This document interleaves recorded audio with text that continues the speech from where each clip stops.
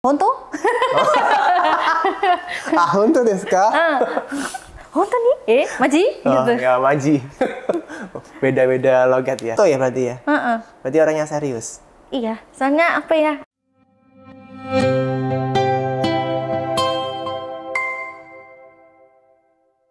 Assalamualaikum warahmatullahi wabarakatuh.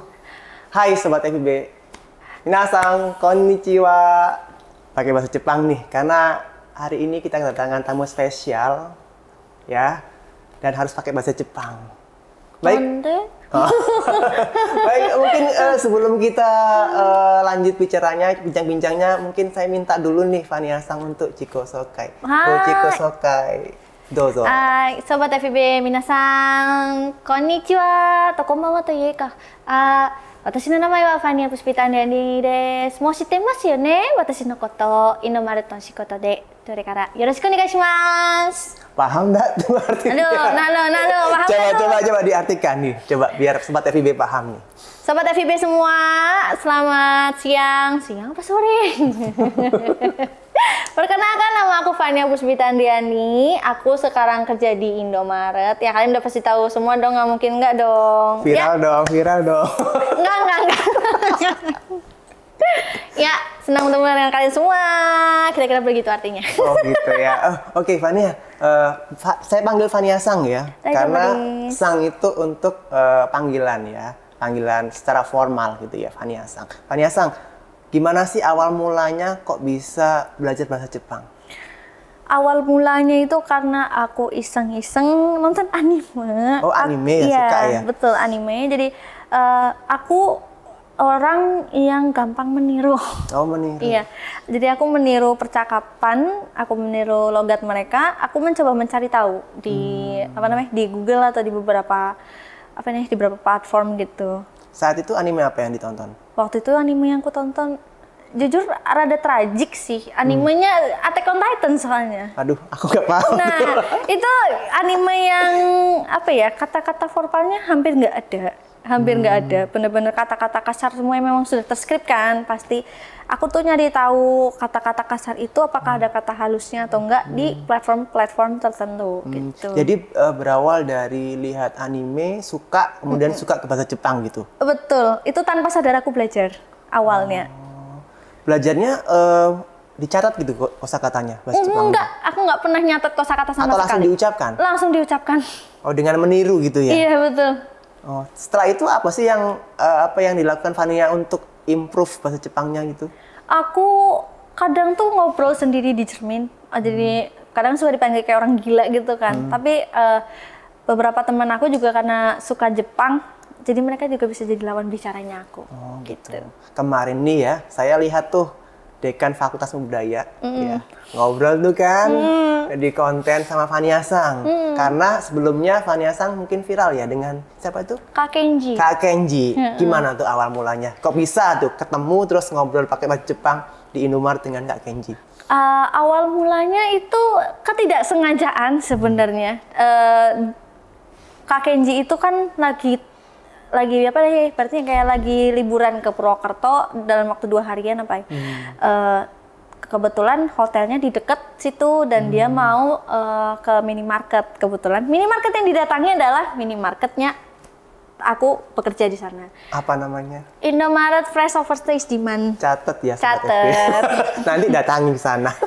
Yang penting jangan error disuruh gratisin ya. Oke, terus lanjut. Dari sana dia tuh beli minuman cap badak minuman cap badak. Dia datang ke kasiran aku. Aku itu kan orangnya teliti ngeliatin orang-orangnya. Ibaratnya aku ngapalin wajah mereka satu persatu, dan uniknya pas kakeknya jadi di belakang itu aku kayak ngerasa kayak pernah lihat gitu kan. Pas udah giliran kasirnya dia orang Jepang. Aku iseng nanya pakai bahasa Indonesia. Kakaknya orang Jepang. Dia bilang, iya, baru di situ aku pancing pakai bahasa Jepang. Langsung pancing, "Hontou ni Nihonjin desu ka?" gitu kan. Dan dari situ dia ngerekam video karena kaget. Oh, bisa bahasa Jepang, ngobrol-ngobrol pakai bahasa Jepang tuh. Awalnya dari situ kan, dia udah pulang, udah selesai, tiba-tiba videonya viral. Oh gitu ya. Dan Iya, datang iya, lagi malamnya. Jadi kan Kak Kenji ini kan orangnya selalu kemana-mana. Dan dari Purwokerto itu kan dia ke daerah Tegal apa ke daerah Jawa Timur, aku lupa. Dia datang lagi ke toko, dia mau ketemu aku, dia ketemu aku dan mulai ngevlog bareng di situ. Oh gitu. Tokoro ga kotoshi nansai desu ka? Hatachi desu. Paham nggak minasan? Boleh nggak di-share ke mahasiswa ini, sobat FIB ini? Gimana? Boleh di-share nggak? Apa tuh? Tadi yang saya tanyakan. Oh, tadi Eko Sensei barusan menanyakan umur saya berapa dan saya menjawab 20. Kalau ditanya kenapa bukan Niju Janai? Kenapa bukan Niju? Karena kurang cocok. Cocoknya itu adalah Hatachi.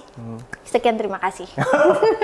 Gitu ya. Jadi umur 20. Tadi kalau saya balik ke yang tadi ya. Mulai suka bahasa Jepang, belajar bahasa Jepang umur berapa sih? Dari umur 18 tahun. Dari 18 tahun itu. Berarti 2 tahun yang lalu, betul. Masih SMA ya? Iya. Oh, SMA ya. Terus sempat dengar juga nih kelanjutan dari viralnya dengan Kenji Sang gitu. Iya. Katanya diberangkatkan oleh Indomaret ke Jepang. Bener nggak sih berita itu? Itu betul. Dan aku cuma membawa diri ke sana. Sementara semuanya itu dipersiapkan oleh Indomaret. Mulai dari pakaian musim dinginnya, mulai dari persiapan-persiapan barang apa aja yang harus dibawa, terus tiket Tepatnya pesawat. kapan itu? Itu sekitar tanggal 16 Januari. Januari. Kemarin 16 Januari kemarin. Nanti ada video ceritanya sendiri. Ditonton ya. Nge-branding. Kemana nih sih? Kemana? Jadi target awalnya itu kan Osaka, Kyoto udah selesai. Itu cuma 5 hari apa 6 harian lah. Tiba-tiba dari pihak Indomaret dapat kabar nih, mau ke Tokyo nggak? Itu H-1. Itu H-1 sebelum pulang, dan pas udah H-nya, udah mau ke bandara, tiba-tiba dapat kabar, kalian lanjut aja ke Tokyo. Di situ saya langsung, akhirnya kita lanjut ke Tokyo, lanjut ke kota-kota ikon. Apalagi kan kalau yang namanya Wibu tuh kan paling hafal yang namanya Shibuya, Shinjuku, Harajuku, mampir kita ketiga itu. Di antara 3 kota ya tadi ya? Ke Osaka, ke Kyoto, Iya. sama Tokyo. Paling suka yang mana? Kyoto. Kenapa coba? Kalau Kyoto tuh apa ya, kayak kota lamanya Jepang gitu, bener-bener beda ya kalau di Apa kayak mirip Jogjanya Indonesia begitu ya? Betul, mirip banget. Tapi apa ya, autentiknya iya. Kalau orang-orang di Jogja itu kan yang namanya pakai kebaya itu kan udah mulai jarang. Di sana itu masih sering banget pakai kimono, masih sering. Sempat nggak pakai kimono? Pakai, sempet dong. Pakai dong. Oh iya saya pernah lihat. Iya kan, Yang sempet cering nggak pakai. Iya. Sampai bilang Itai. Itu di mana? Di Kyoto-nya? Di Kyoto-nya persis. Jadi memang kita udah ngebooking sewa kimono di Kyoto. Kita cuma ke sana, terus ketemu sama pihak penyewanya. Dari situ baru deh kita jalan-jalan keliling ke hutan bambu. Kan tapi pada komen gini kan, kok udah jauh-jauh ke Jepang cuma ke hutan bambunya doang. Hutan bambunya beda tahu. Belum tahu mereka Belum soalnya. tahu. Soalnya di hutan bambu tuh, aku kagetnya adalah di hutan bambunya itu ada apa namanya ya? Ada kuil di situ di tengah-tengah. Jadi kayak keren sih. Dan itu kan kalau di kalau di souvenir gitu kan kayak jual jimat, tapi harganya cukup mahal kalau di kota-kota. Nah di sini harganya murah kalau di kuilnya langsung. Itu nggak pernah ke namanya Kinkakuji. Kinkakuji itu yang kuil emas. Nggak ke sana. Berarti harus ke sana lagi. Boleh kapan? Gitu ya. Boleh kapan? Baik, boleh. Kan di sana semingguan ya. Aktivitasnya apa aja sih di sana? Full jalan-jalan semua itu. Full jalan-jalan semua. Udah mulai dari kita nyampe di Osaka, bandara, kita ke hotel dulu dan coba adaptasi dulu kan sama udara karena ya Indonesia kan panas, nyampe sana kagok dong, kaget. Iya, musim dingin ya. Iya, musim dingin. Terus jalan ke daerah Dotonbori. Kebetulan kan jarak antara hotel sama Dotonborinya memang dekat. Jadi memang kita jalan-jalan dulu, pengen tahu seramai apa Dotonbori. Apalagi ikonnya yang glowing yang gini itu. Itu ke situ dari Dotonbori lanjut kita buat konten, baru dari Dotonbori itu kita lanjut ke Kuromon Market. Dari Kuromon Market ini tuh kaget aku ya, karena beda dengan pasar-pasar seafood yang ada di Indonesia. Ini pasar seafood kita bisa makan langsung di situ loh. Enaknya di situ, seger situ. Dari Kuromon Market kita lanjut ke Kyoto.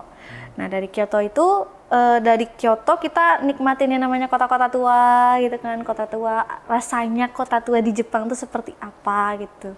Baru dari Kyoto lanjut kita liburan ke Wahana di Universal Studio Japan. Wah. Itu pertama kali sih. Dibayarin dan tentunya. Dibayarin Indomaret. Aku benar-benar cuma membawa diri, bahkan dikasih sanggu juga untuk bawa oleh-oleh pulang ke Indonesia, karena kan anak-anak toko juga anak-anak Indomaret sama orang tua gitu kan. Masa iya aku kesana aku pulang-pulang nggak bawa oleh-oleh. Tapi perjalanan ke sana tuh Mbak misi nggak sih? Bawa misi, dibilang bawa misi sih. Atau mungkin ada apa namanya ya, yang harus dilakukan Fania, karena kan diberangkatkan oleh Indomaret ya. Mungkin ada promosi betul. Atau ada apa begitu? Kalau dibawa misi sih enggak, kayak paling kita kayak kan karena memang aku membawa nama Indomaret, otomatis aku membranding Indomaret ini kan punya 3 aplikasi. Nah aku nge-branding ke 3 aplikasi tersebut, mulai dari Indomaret Pointku, Klik Indomaret, sama Isaku. Karena apa ya, biasanya kan orang-orang taunya Klik Indomaret tuh cuma bisa dipesen pas kita di daerah tertentu aja, padahal enggak. Aku pesen dari Jepang, itu nyampe ke rumah. Bener-bener nyampe ke rumah itu contohnya. Kembali nih tentang bahasa Jepang nih. Tadi Fania Sang, kalau saya lihat ya di apa namanya di konten yang sama Kenji Sang ini kan bagus banget nih Hatsuong-nya Fania Sang gitu, bahasa Jepangnya bagus. Ada cara atau tips belajar bahasa Jepang nggak sih gitu? Sebenarnya dibilang ada cara atau enggak, caranya itu beragam, tergantung orang-orang. Karena kan tiap orang-orang itu kan beda metode, beda pembelajaran. Kalau misalkan semua orang mengikuti caraku, belum tentu mereka mau. Kalau Fania Sang gimana caranya? Mungkin ada sobat FEB yang kan itu kan berdasarkan tipe-tipe belajar ya. Iya, betul. Kalau Fania Sang tipe belajarnya gimana? Aku itu mendengar.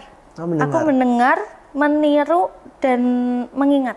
Aku mendengar, meniru, dan mengingat. Makanya tadi Eko Sensei kan nanya, pernah ditulis nggak kosakatanya? Aku bilang enggak, karena aku tipe orang mengingat, mendengar, dan meniru.